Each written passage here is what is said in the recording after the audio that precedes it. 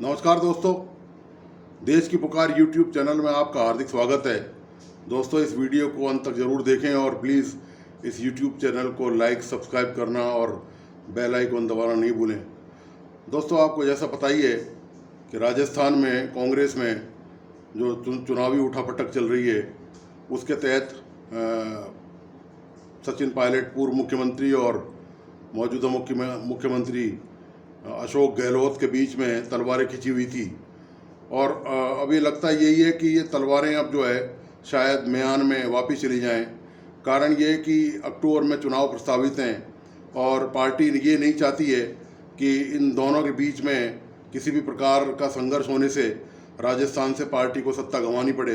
हालांकि ये पार्टी का सिर्फ कयास है कि राजस्थान में इन दोनों की सुलह से शायद पार्टी वापस सत्ता बचाने में कामयाब हो जाए और एक बार रिपीट हो जाए। इसी के तहत गुरुवार को दिल्ली में जो राष्ट्रीय महासचिव कांग्रेस के केसी वेणुगोपाल से सचिन पायलट की करीब घंटे भर मुलाकात हुई और दोनों के दरमियान काफ़ी देर तक जो समझौता वार्ता हुई थी।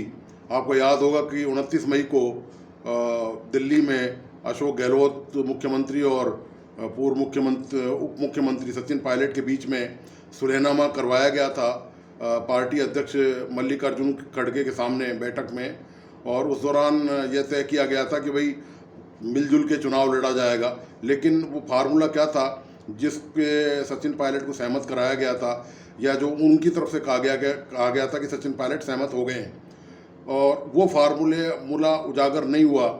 और उसके बाद अब एक फिर सचिन पायलट जब वापस लौट के आए तो उन्होंने टोंक में सभा करी और अपने जो तीनों वादे जो उनके थे संघर्ष करने के लिए, जिसके कारण उन्होंने अजमेर से जयपुर तक संघर्ष यात्रा निकाली थी, आपको याद होगा। उस संघर्ष यात्रा के दौरान उन्होंने ये कहा था कि राजस्थान में आरपीएससी का पुनर्गठन हो, वापस से इसको भंग करके नए सिरे से इसमें पॉलिटिकल नियुक्तियाँ नहीं हो, योग्य लोगों की नियुक्ति हो। दूसरी बात, जितने भी जो पेपर लीक के से प्रभावित अभ्यर्थी हैं उनको मुआवजा दिया जाए। और तीसरी उनकी जो बड़ी मांग थी, वो तीसरी उनकी बड़ी मांग ये थी कि वसुंधरा राजे के खिलाफ कार्रवाई की जाए भ्रष्टाचार के मामलों में। जो आरोप अशोक गहलोत ने पिछले चुनाव से पहले वसुंधरा राजे पर लगाए थे, बजरी खनन माफिया के और शराब माफिया के और भूमाफिया के हजारों करोड़ के घोटाले के आरोप लगाए थे, उनकी जांच की सचिन पायलट ने मांग करी थी।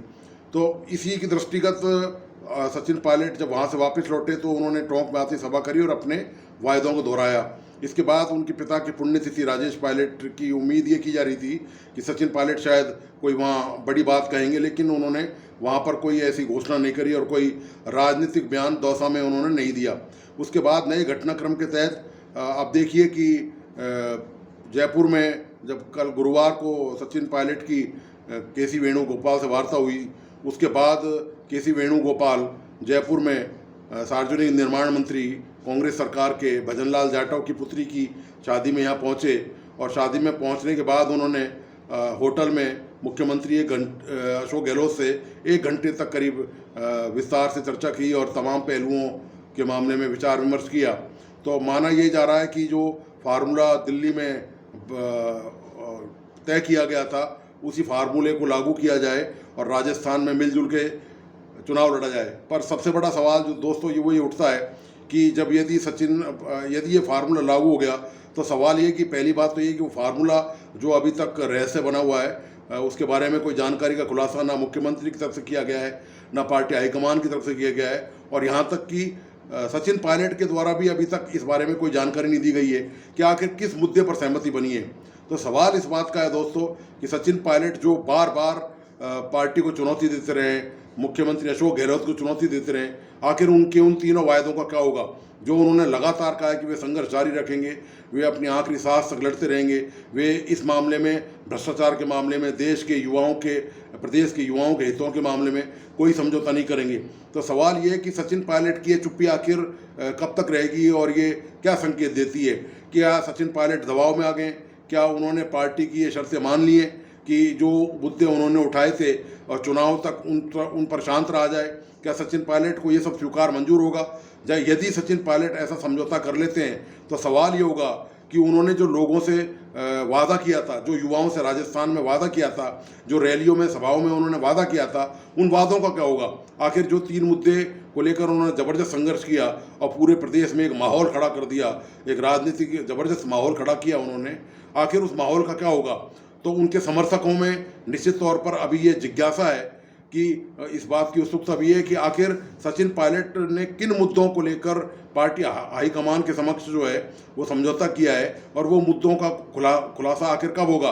तो दोस्तों अब देखना यही है कि सचिन पायलट का अगला कदम क्या होता है और वो अपने समर्थकों और अपने चाहने वालों को राजस्थान में क्या संदेश देना चाहते हैं, क्या वह संदेश जो देना चाहते हैं इस फार्मूले के अलावा और उस वादे के अलावा जो सचिन पायलट ने किए थे, क्या उनके समर्थकों को, उनके साथियों को और युवाओं को जो उनके पीछे बड़ी भारी संख्या में उनका क्रेज है, क्या उनको ये मंजूर होगा। अब वक्त इसी बात का है, अब देखना यही है कि इस चुनावी गणित में ये तमाम चीज़ें कैसे फिट होती हैं। तो दोस्तों आपको ये वीडियो और विश्लेषण कैसा लगा, प्लीज़ इस यूट्यूब चैनल को लाइक सब्सक्राइब करना और बेल आइकन दबाना नहीं भूलें और इसी ऐसे ही विश्लेषण के लिए इस चैनल के साथ बने रहें। धन्यवाद, नमस्कार।